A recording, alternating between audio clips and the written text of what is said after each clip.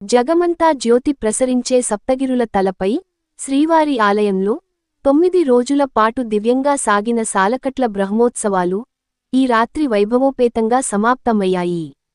రాత్రి వేళ భక్తులు వేల సంఖ్యలో గుమిగూడిన వేళ శ్రీవారు రుక్మిణీ సత్యభామ సమేత మురళీకృష్ణుడి అలంకారంలో బంగారు తిరుచి వాహనంపై విహరించి అందరికి దివ్య దర్శనం ఇచ్చారు.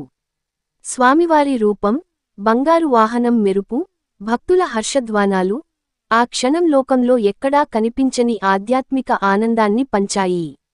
ఆ తర్వాత శాస్త్రోక్తంగా జరిగిన ధ్వజావరోహణంతో ఈ సంవత్సర బ్రహ్మోత్సవాలు ఘనంగా ముగిశాయి. ఈ దివ్య వేడుకలో పెద్దజీయర్ స్వామి, చిన్నజీయర్ స్వామి, టీటీడీ ఈవో అనిల్ కుమార్ సింఘాల్, సివిఎస్ఓ మురళీకృష్ణ తదితర అధికారులు పాల్గొన్నారు. ధ్వజావరోహణంతో బ్రహ్మోత్సవాలు ముగిసినా భక్తుల హృదయాల్లో మాత్రం శ్రీవారి దివ్యానుగ్రహం నిత్యప్రవాహంలా కొనసాగుతూనే ఉంటుంది. మీరు చూస్తున్నది తిరుమల యాత్రా ఛానల్.